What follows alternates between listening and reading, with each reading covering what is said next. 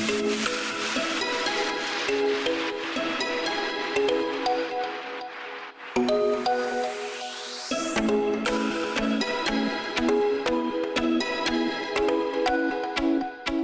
guys, Captain Nick Pavlakis here at MarineMax St. Petersburg, standing next to an all-new, recently redesigned Boston Whaler 13 Super Sport. Starting to walk through up towards the bow here. Got a nice storage area for your anchor. Maybe throw a couple life jackets in there too. One of the new changes they made on this new model here is this storage compartment for your wallet, your phone, maybe a spotlight. Very simple boat to operate, especially for the kids if you want to get them into boating. Got your throttle, your steering wheel. It's like driving a go-kart. Real nice bimini that folds out, gets you all the shade you need throughout pretty much the whole boat.